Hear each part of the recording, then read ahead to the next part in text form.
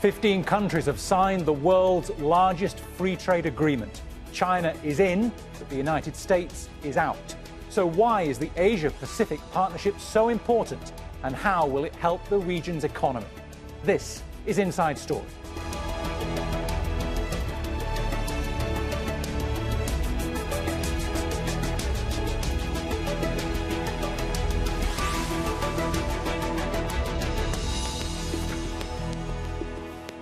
Hello, welcome to the programme. I'm Bernard Smith.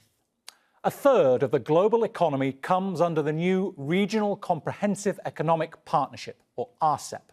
China, 10 Southeast Asian nations, along with South Korea, Japan, Australia and New Zealand, have signed up. The US is excluded, leaving China as the dominant economy in the bloc. We'll bring in our guests in a moment. First, this report from Florence Louis in Kuala Lumpur. After 8 years of talks, the Regional Comprehensive Economic Partnership, or RCEP, is finally signed. Meeting virtually because of the pandemic, leaders from 15 countries, including China, Japan, and 10 members of the Association of Southeast Asian Nations, or ASEAN, inked the agreement in their respective countries. The conclusion of RCEP negotiation, the largest free trade agreement in the world, will send a strong message that affirms ASEAN's leading role in supporting the multilateral trading system, creating a new trading structure in the region. It's an ambitious deal, covering nearly 30% of global economic output and a third of the world's population. The agreement aims to lower tariffs and open up trade and investment in stages. It will provide a simpler trading framework, meaning businesses won't have to navigate separate requirements to export to different countries. China is the biggest member in the trading bloc. Its importance in the region grew even more after the US, led by President Donald Trump, pulled out of a trade pact in 2017. That deal, then known as the Trans-Pacific Partnership, or TPP, would have been the biggest trade deal in the world. Analysts say China is now poised to extend its influence even further. That does not mean that things are going to change overnight dramatically, but as things unfold over the future and new issues come up that need to be handled, RCEP is going to be one of those platforms that determines it.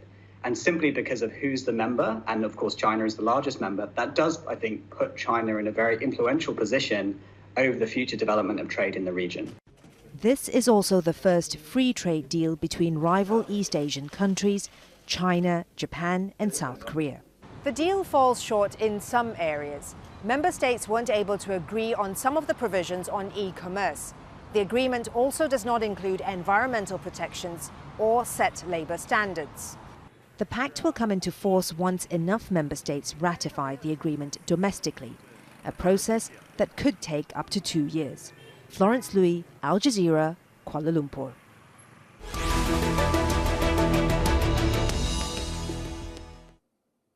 Let's bring in our guests. In Kuala Lumpur, we have Kim Beng, the founder of the Strategic Pan-Indo-Pacific Arena think tank, and he's also the former Director of Political and Security Community in the ASEAN Secretariat. In London, there's Gareth Leather, a senior economist at Capital Economics, where he specialises in emerging markets and Asian economies. And joining us from Washington, D.C. is Stan Voiger, resident scholar at the American Enterprise Institute. Welcome to you all. I'll start with you, Kim Beng. China is clearly the biggest economy in this grouping. What are its priorities now that this deal is signed? Why is China so in favour of it? Well, the headlines all over the world seems to be echoing the belief that China will be gaining from this agreement because it's the largest agreement, free trade agreement ever. It comprises 30% of all the GDP in the world. But having said so, China is an economy that is also trying to carefully navigate its way into the future in light of the pandemic that it just came out from, and also the pandemic which might become endemic throughout the world in spite of what we have seen in Pfizer, BioNTech, or even Moderna, where the vaccine has an efficiency rate of more than 92 to 94%. So China is actually very secure and very safe in its own cocoon. However, China is a country that relies immensely on globalization to benefit from the from all the benefits of free trade, if I may put it that way. Okay. So China can gain from it. However, if we look at what the Chinese leadership had agreed on the 5th plenum on October 29, just a month ago, they have basically come out with a plan, a 5-year plan to try to steer China into an economy that can provide high quality growth. And it's not stated in the communique of the 5th plenum, but at the back of the mind of all the decision makers and the economic planners in China, they have 100 smart city plans already in the works. Okay. Now, if we look at that in the context of what we have achieved today across the region, which is RCEP, we could conclude that we are either few steps behind China, because China has already come up with plans to steer its economy forward, and it has also gone beyond deregulation. But RCEP is something that focuses more on the old economy, where even the electronic commerce was not given significant emphasis except the reduction of tariff and rules of origins. All right, let me bring in the others, Kim Beng. Gareth, what do you think China's priorities might be? A counterweight to US influence? Is it more political than economic?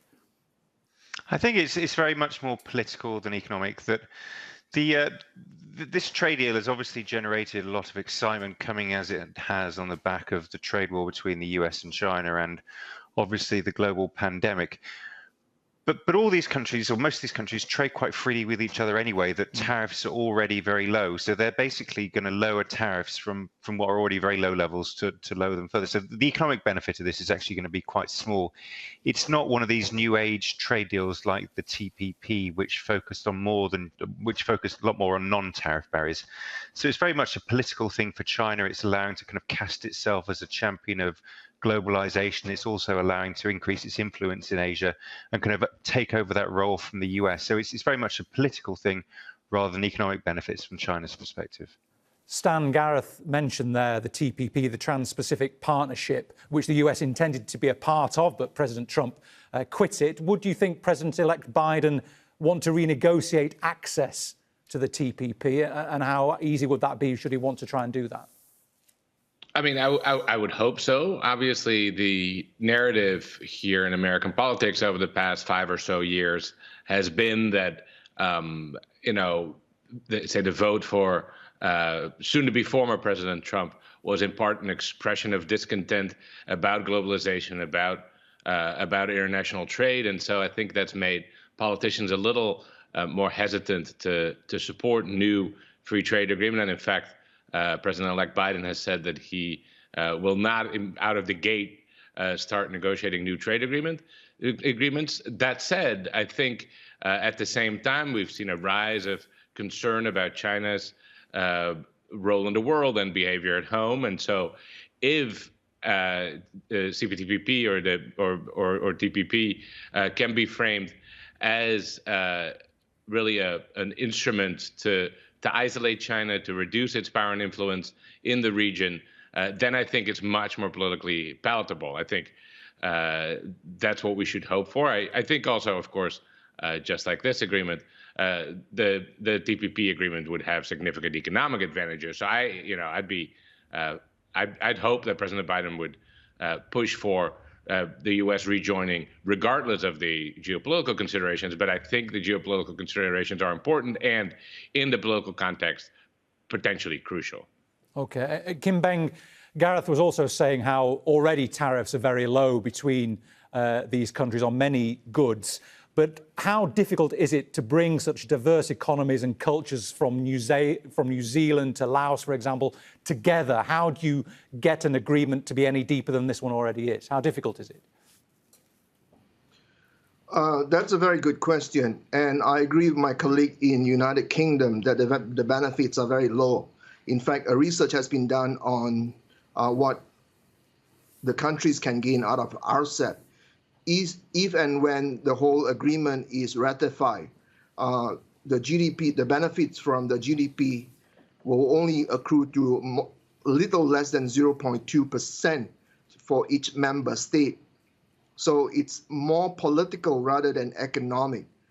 Having said so, this is one of the most difficult agreements to come up with. As your commentator mentioned earlier, it took 8 years to reach this stage. In fact, I would go even further back. The member states of Association of Southeast Asian Nations, or ASEAN, began the process of negotiating free trade agreement with China way back in 2002, and only achieving their goal in 2010. So that process also took 8 years. That's 2002 to 2010. And then 2 years later, the countries decided to, especially China, Japan, and Korea, decided to expand the size and the scale of the free trade area, which is what we now refer to as RCEP. OK, Gareth, one significant aspect of this agreement is on the rules of origin. Just give us very quickly, let people understand what rules of origin means and how that will benefit trade within this new group. Yeah, I think this is one of pretty much the only kind of non-tariff benefit that you'll see from this. And whereby it means that if a good is imported, a component is imported from one country to another, then sold off to a third, it basically facilitates this trade that otherwise could get caught up in lots of different tariff levels. So it should make it a lot easier to establish the kind of supply chain networks that you see in China across the region. So there should be some benefit there. I think the other point to make out as well is that a lot of these tariff reductions, they're going to take place over a number of years. They're not going to happen straight away. And they're also missing out the agricultural sector pretty much entirely. So, you know, the benefits from this are going to take a long time to come to fruition. It's not going to provide a kind of short-term stimulus or a short-term boost to regional growth in any way whatsoever. And Gareth, for the US economy, for US exporters, do the rules of origin agreement for this new grouping make it harder for US exporters? Is it something they should be bothered about? I don't think US exporters will be bothered about this so much, but I think what it does show is that they're potentially missing out on the fastest growing market in the world. That they spent so much time negotiating the TPP, both as a counterweight to China, but also as a way to boost export markets. And then for Trump to kind of unilaterally withdraw on the first day in office was a real hammer blow to them. So it'll be interesting to see what Biden wants to do regards trying to maybe negotiate or renegotiate the US deal there. I suspect that, given there's no appetite in Congress for further free trade deals, that you probably won't see much progress on that. But it's very much a case of wait and see there. Stan, do you think US exporters will suffer because of this new agreement? I mean, I think I agree with Gareth. You have two effects from these kinds of regional groupings. One, it facilitates trade within the grouping, but obviously there's a little bit of divergence of trade that otherwise would have happened with third countries outside of the grouping. But let me go back to something that's come up a couple of times now. I think there's a bit of disappointment on how this trade agreement does not extend beyond sort of your traditional tariff reductions toward things like labor market or environmental regulations. I think it's important to keep in mind that also cuts both ways, right? On the one hand, of course, if you have a deeper agreement that presumably facilitates the more efficient allocation of capital, and there may be equity concerns about the way in which workers are treated in some countries. At the same time, of course, the more different countries are, the greater the potential is for gains from trade, right? And so you do have particularly large benefits from free exchange when countries start from relatively different positions in terms of their regulations, their strengths, their weaknesses. And so I think that's important to keep in mind, because I think there's, and we saw that in the renegotiation of NAFTA here as well, there is a tendency to just try and impose all of your domestic rules on other countries. And that's not always, I think, the way to go from an economic perspective. Okay, and Kim Beng, China and Japan, they don't already have any sort of mutual free trade agreement. Tokyo's wary of Beijing's growing military power. China's economy has overtaken Japan. How is Japan benefiting from this? How might it benefit from this? Well, Japan is a growing society. The Japanese economy was doing very well prior to the pandemic because it was heading towards the Tokyo 2020 Olympics. But having seen the effects of the pandemic, the impact is actually very galling. Tourism, the statistics on tourism going into Japan has dropped by an earth-shattering 99%. So basically, nothing is really moving. And if the question is on how Japan can handle China's enlarged footprint or role in the region, I think Japan would still cling on to the United States, potentially hoping that the Trans-Pacific Partnership Agreement would be brought back by President Joe Biden, or President-elect Joe Biden right now, to exceed what RCEP can provide to Japan. Okay. Gareth, about Australia, I wanted to ask you. It's China's top trade partner. Beijing has slapped import restrictions of some sort or other on shellfish, wine, beef and barley after Canberra called for investigations into the origins of the COVID-19 outbreak. Can Australia benefit from this? Is there a way for it to diversify away from China?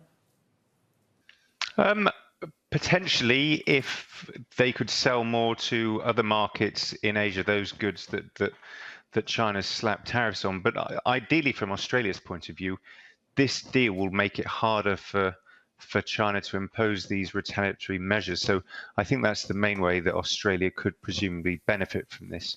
I think the key point to bear in mind with this discussion on the Australia-China spat is that the goods that we're talking about at the moment that have been subject to these retaliatory tariffs, they're actually quite a small deal from Australia's perspective. I think there would be quite significant economic ramifications if, for example, China started to impose duties on Australian iron ore, which is the big thing that Australia sells to China. But I think that's very unlikely to happen for the simple reason is that China is very dependent on imports of Australia of iron ore. So it's a very kind of symbiotic relationship in that respect. So I think that's the kind of key point to bear in mind, that these retaliatory measures you've seen so far from China have been quite small, but they should actually be harder to introduce, if this new agreement does have the teeth that it should have. And Stan, if we can take a look at global trade, I'll tell you what Singapore's Prime Minister remarked when this agreement was signed. He said, multilateralism is losing ground. The RCEP shows support for closer and connected supply chains and closer interdependence. Of course, the Trump administration took the opposite view, as had the UK with Brexit. Who will be on the right side of this argument? Well, I think the Trump administration's policies, I don't think have accomplished a ton, and in many ways, I think have backfired. Obviously, the Trump administration did not succeed in isolating China, or really even in getting it to make direct bilateral concessions beyond promises of purchases of soybeans, which I don't think is the grand geopolitical interest that the likes of Steve Bannon used to tout. And so I think there we've seen kind of a backlash. If you look at poll numbers in the U.S. now, support for higher levels of immigration has gone up since 2016. Trade has gotten a bit more popular too, though the politics are a bit more regional, and so that's more complicated. But I do think we've seen a bit of a backlash there. I think it's reassuring to see this kind of agreement in the context of the pandemic and the economic downturn. I think the Biden administration, putting China aside for a moment, will surely return to, at least in terms of process, more multilateralism, if not a full embrace of new trade agreements. And so I do think we've seen some pushback. I think it's very difficult to argue that, to go to your question on the UK, it's very difficult to argue that the Brexit process has been a smooth one that has brought the UK tremendous benefit. I think the UK is performing worse macroeconomically than practically any other country in Europe. It's obviously been almost 5 years now. They still haven't been able to sign new trade agreements with their main trading partners. They still haven't figured out how to deal with the situation in Ireland, et cetera. And so, I think that move away from globalization, from multilateralism, from free trade, and at least some room for immigration flows, I think that has really failed and shown to be a bit of a scam, to be honest. Kim Beng, do you think this is a shot in the arm for multilateralism, given that it could take years for this deal to be fully ratified? It's got to be ratified by at least 6 countries. There's less emphasis on labour rights, on environmental and intellectual property protection. What does it say for multilateralism? Well, first of all, this is only the beginning of the journey, a very complex and difficult journey. The agreement itself, the RCEP agreement itself, is 510 pages with a lot of annexes. When an agreement has a lot of annexes, it doesn't bode well, to be frank. As a Malaysian, the Ministry of International Trade and Industry was very ebullient that this will open up the regional economy for Malaysia. Personally, I disagree completely. I think he's on the wrong side of understanding the agreement, because first of all, 6 ASEAN countries out of 10 would have to ratify the agreement over the next 2 years, and then another 9 dialogue partners out of 15 from the whole framework would have to ratify them further, and that includes Australia. So there are a lot of hoops to jump through over the next 2 years. Now, there's one little point that I would just like to add with regards to what my UK colleague has mentioned on rules of origin. Maybe people who are very enmeshed and involved in trade will feel very happy, because the rules of origin say that anything that is within the threshold of 40% would qualify for a tariff-free threshold to export or sell their goods into another country, and anything that is sourced from another region that are not part of RCEP, going as far as 60% would still qualify. Maybe that is the reason for what the ebullience and the exuberance and the joy. But personally, I don't think this is a good agreement. And Gareth, very quickly then from you, is this a good sign that multilateralism is the future, or are we being a bit too optimistic and ideas like Brexit are the way forward? I think it's certainly a step in the right direction. It does show that outside of the US and the UK that most countries remain keen on free trade and closer agreements with each other. But I think the benefits of this, despite it being touted as the biggest free trade agreements in the world, are quite small, and they won't come into effect for a number of years. So I wouldn't get too carried away by it. All right, gentlemen, thank you very much. We're out of time, unfortunately. Thanks to all our guests, to Kim Beng, to Gareth Leather, and to Stan Voiger. And thank you, too, for watching. You can see the programme again anytime by visiting our website, aljazeera.com. And for further debate, go to our Facebook page. That's facebook.com/AJ Inside Story. You can also join the conversation on Twitter. We are at AJ Inside Story. From me, Bernard Smith, and the entire team here, bye for now.